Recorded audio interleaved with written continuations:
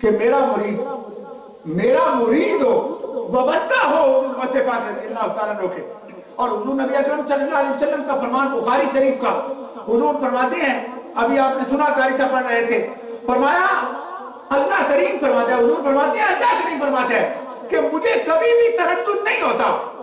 اللہ فرماتا ہے مجھے کبھی بھی تردد نہیں ہوتا، لیکن ایک موقع ہے جب رب یہ فرماتا ہے مجھے بھی تردد ہوتا ہے. کب؟ فرمایا جب میں بندہ مومن کی موت کا فیصلہ کرتا ہوں، اس لیے نہیں کہ وہ اکڑ جائے گا کہ مجھے مرنا نہیں، اس لیے نہیں. فرمایا تردد یہ ہوتا ہے، تردد یہ ہوتا ہے کہ میرا بندہ کہیں اس فیصلے کو سن کے ایسا نہ ہو کہ وہ پریشان ہو. فرمایا اس فیصلے پر وہ پریشان ہو، یہ پریشانی مجھے گوارا نہیں. اپنے بندے کا پریشان ہونا، اس کا اس فیصلے کو ناپسند کرنا، یہ مجھے پسند نہیں. اسی لیے تو نبی اکرم صلی اللہ علیہ وسلم فرماتے ہیں کہ اگر کوئی بندہ اس بات کو پسند نہ کرے تو اللہ کا فرشتہ اللہ کی بارگاہ میں جاتا ہے، وہ کما قال نبی صلی اللہ علیہ وسلم. تو سرکار فرماتے ہیں اللہ کریم اس فرشتے سے یہ نہیں فرماتا کہ وہ مانے نہ مانے اس کی گردن مروڑ کے لے آ اسے، نہیں. فرمایا اسے بتا جا کے کہ تو اللہ کو چاہتے ہے، اللہ کو محبوب رکھتے ہے؟ تو کہتے ہیں نام ہاں میں اللہ کو محبوب رکھتا ہوں. اللہ کریم کا فرشتہ کہتا ہے اگر تو اللہ کو محبوب رکھتا ہے تو اپنے محبوب کو ملنا نہیں چاہو گے؟ اب بندہ یہ چاہتے ہے، اس کے دل میں اللہ کے دیدار کی خواہش پیدا ہوتی ہے. اللہ کریم یہ انتظام کیوں فرماتا ہے؟ اس لیے نبی اکرم صلی اللہ علیہ وسلم فرماتے ہیں اللہ اپنے بندوں کا اعزاز کرتے ہیں، اللہ اپنے بندوں کی عزت اور احترام اور مرتبہ لوگوں میں ظاہر فرماتے ہیں. حضور نبی اکرم صلی اللہ علیہ وسلم کی امت کا کوئی بھی مرد مومن ہو اللہ اسے یہ مقام عطا کرتا ہے. تو حضور غوث پاک رضی اللہ تعالیٰ عنہ اولیاء کے سردار ہیں، اولیاء کے سید ہیں اور سرخیل ہیں اولیاء کے. حضور نبی اکرم صلی اللہ علیہ وسلم کے تصدق اور توسل تھے. اللہ کریم نے حضور غوث پاک رضی اللہ تعالیٰ عنہ کو یہ عزتیں یہ مقام عطا کیا. ہماری یہ خود نصیبی ہے کہ الحمدللہ ہمیں حضور غوث پاک رضی اللہ تعالیٰ عنہ کی غلامی حاصل ہے. الحمدللہ ہمیں اس بات پہ اللہ کا شکر ادا کرنا چاہیے کہ حضور غوث پاک رضی اللہ تعالیٰ عنہ کی ہمیں غلامی حاصل ہے. لوگ آج بحثیں کرتے ہیں، باتیں کرتے ہیں کہ نہیں جی یہ 11ویں شریف کتنے لکھے ہے، 11ویں شریف کیا ہے؟ حضور غوث پاک رضی اللہ تعالیٰ عنہ کی بارگاہ میں ایصال ثواب کرنا، آپ کے مراتب کے آپ کے درجات کی بلندی کی دعا کرنا اور آپ کا صدقہ اللہ سے مانگنا، یہ دعا، یہ 11ویں شریف ہے. اور 11ویں شریف حضور غوث پاک رضی اللہ تعالیٰ عنہ کا اپنا طریقہ مبارک تھا کہ ہر مہینے کی 11 تاریخ کو آپ مجلس واعظ کو منعقد کرتے، اس میں واعظ فرماتے، لنگر شریف کا انتظام ہوتا، غرباء میں، مساکین میں، یتامہ میں وہ اور آپ کے درویشوں میں وہ لنگر شریف تقسیم ہوتا.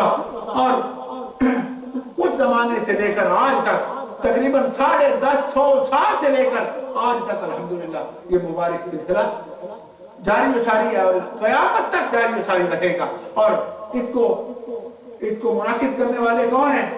زمانے کے اولیاء کرام، حضرت مجدد الفسانی رضی اللہ تعالیٰ عنہ، حضرت سلطان باہو رحمۃ اللہ علیہ، حضرت بابا فرید الدین گنج شکر رضی اللہ تعالیٰ عنہ، حضرت خواجہ نظام الدین اولیاء محبوب الہی رحمۃ اللہ علیہ، حضرت بابا فرید الدین گنج شکر، حضرت خواجہ معین الدین چشتی حسن سنجری رضی اللہ تعالیٰ عنہ، اور یہ تمام سلاسل کے حضرت خواجہ شہاب الدین سہروردی رضی اللہ تعالیٰ عنہ، تمام بزرگان دین، تمام سلاسل کے بزرگ حضور غوث پاک رضی اللہ تعالیٰ عنہ کی 11ویں شریف کا انعقاد کرتے رہے اور حضور غوث پاک رضی اللہ تعالیٰ عنہ کا صدقہ اللہ سے مانگتے رہے.